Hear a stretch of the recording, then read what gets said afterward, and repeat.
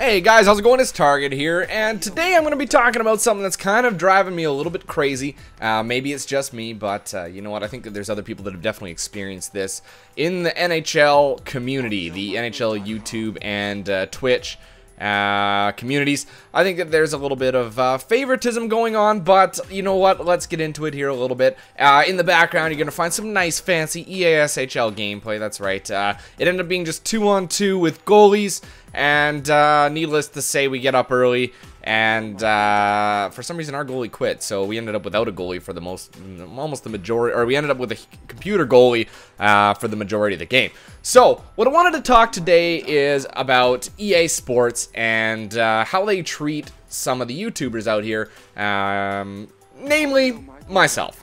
I'm around 15,000 subscribers. Now, I'm not saying that that's anything spectacular. It's definitely not by any stretch of the imagination. And at the same time, you know, like, we've grown quite a bit, I guess, in the last year. Not necessarily as fast as some others, but I definitely think that we're producing some solid content on a regular basis. Now, there's been two events that I've been completely overlooked on by EA Sports. The first one was an invitation to come out and try out NHL 15 at an event in Toronto ahead of the release date. Now, they ended up inviting a ton of other people to come and try the game. Now, I'm not necessarily too upset with who they chose, because I don't think that a representation of just EASHL or just HUT or just online versus or whatever gameplay you play is the type of people that you should have. You should have people that are diverse in almost every game mode, I think. Give them the opportunity. And also people with, I think, people who've got more YouTubers, more YouTube subscribers anyway. That doesn't necessarily, you know, qualify you as a better candidate to go. But I think that you definitely have a better audience to reach. And it shows that you've put in some dedicated time. I mean, you take a look at the number of videos that I've done, and the majority of them are NHL 15, 14, 13, 12, whatever else you want to go. I mean, I'm going at this for a few years now, and while the growth is slow, there is growth, and I am working hard to get that even higher. I mean, I have a full-time job as it is, but I'm definitely looking to, you know, expand and become bigger.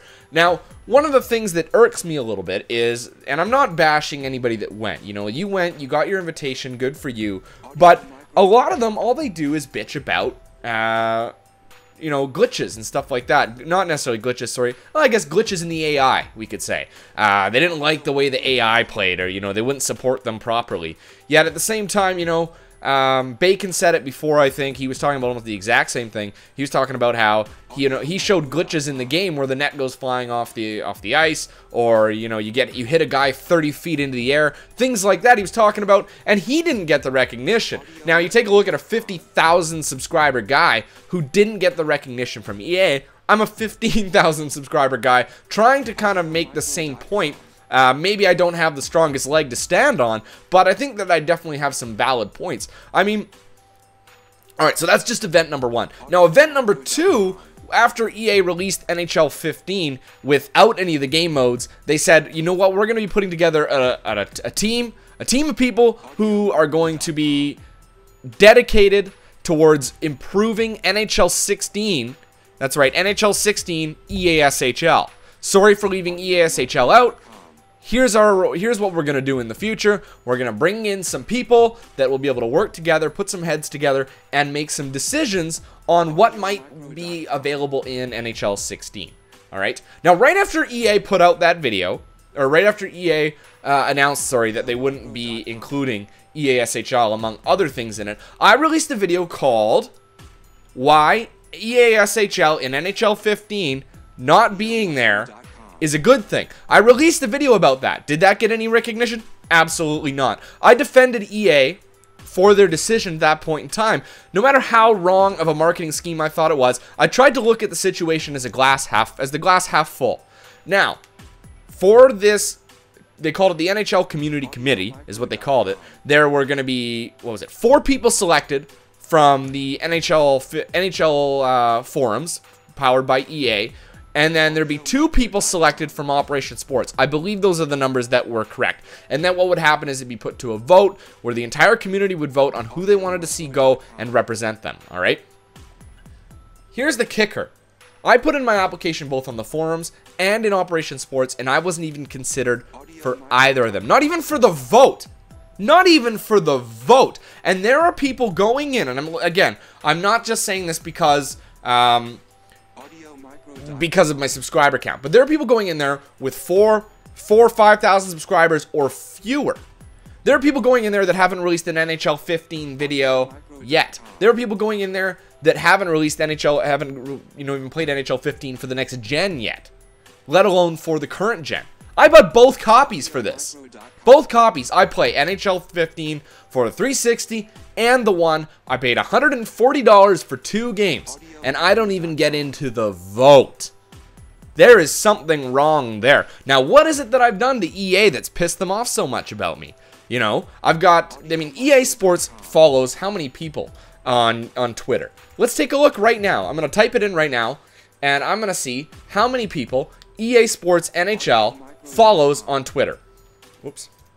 EA Sports NHL. They follow a grand total of 7,579 people. In that number, a bunch of them are YouTubers.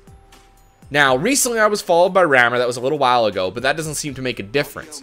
The fact of the matter is, what I want to say is, the reason why I started up YouTube, and I'm going to tell you this, guys, right now, is because I like to play the games, and I wanted to help people how to, to learn to play the game. I released one of the most popular NHL 14 tutorials for all of YouTube. I believe we're at about 150,000 views on that video so far, because it's still applicable today, on how to snipe. One of the most popular NHL tutorials ever released, I've got that.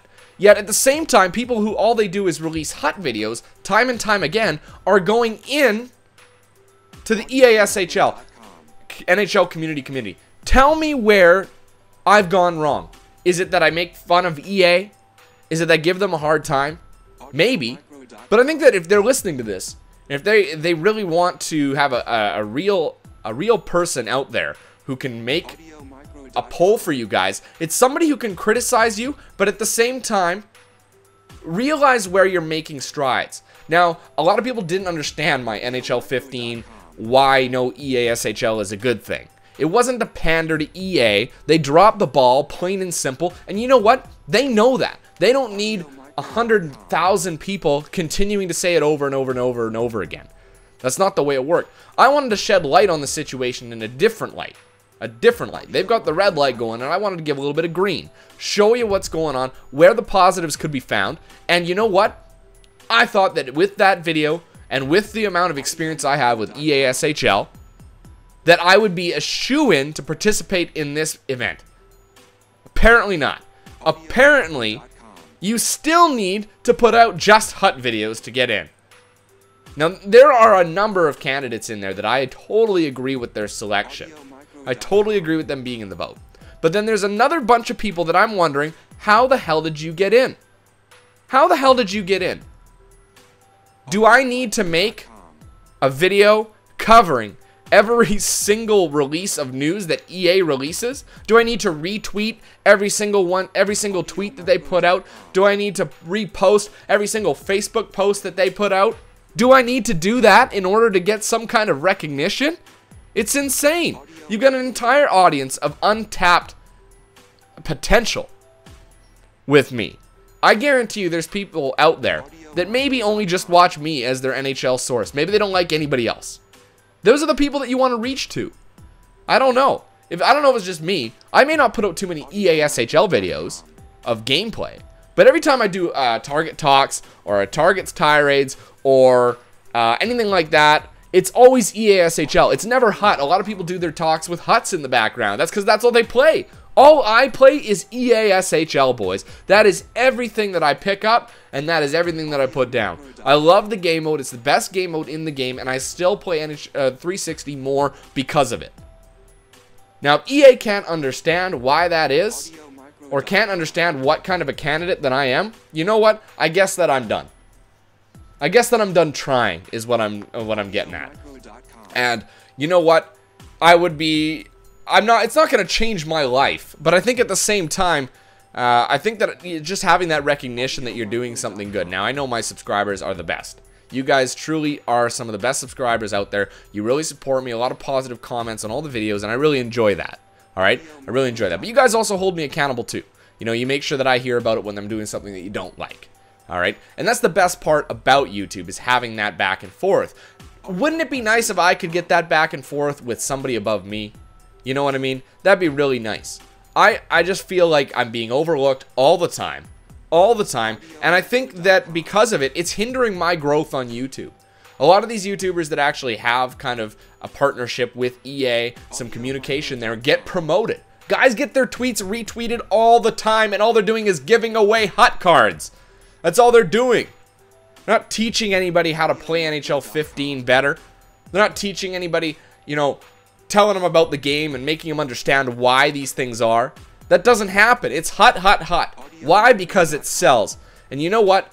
If that's all they want, then I've got no interest in it. But if EA wants to come to me now and talk to me and say, like, look, we'd like to include you in some facet. Even if it's too late now, we'd like to include you in some facet. I'd be willing to listen.